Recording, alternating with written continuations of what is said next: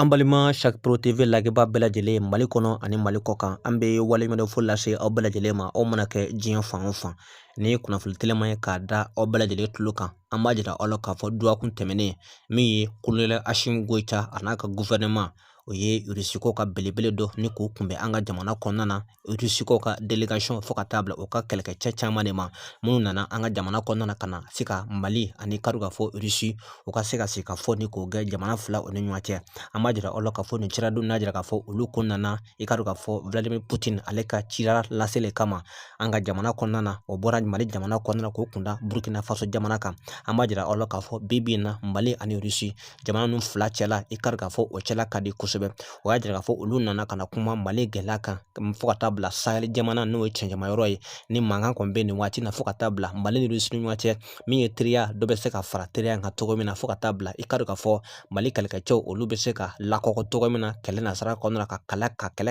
ka kalan ka sɛbɛkɔrɔ dɔn ka se ka dankari maa jugu la o fana Mali fana ka se ka se a ka lakana yɛrɛ kɔnɔna na ani ka dɔn k'a fɔ projet caman de bɛ Mali ani Irisi ɲɔgɔn cɛ o da sera o caman de ma an ka jamana yɛrɛ fila olu ɲɔgɔn cɛ an b'a jira aw la k'a fɔ maa minnu y'a jira k'a fɔ olu kun nisɔndiyala tuma min u nana an ka jamanakuntigi Asimi Goyita a bara o tɔnwala ko olu kɔnsɛbɛkɔrɔ nisɔndiyala kosɛbɛ an b'a jira aw la k'a fɔ nin waati in na Mali ani Irisi i ka dɔn k'a fɔ jamana ninnu fila o cɛla kɔn ka di kosɛbɛ min ye i ka dɔn k'a fɔ Mali ani Irisi kun jɔnwala ka sanga ni jamana fila olu kun sera ka teriya kun seri ɲɔgɔn cɛ min ye Mali kɛlɛkɛcɛw o sera ka kɛlɛkɛminɛ caman sɔrɔ ka bɔ Irisi jamana yɛrɛ o kɔnɔna na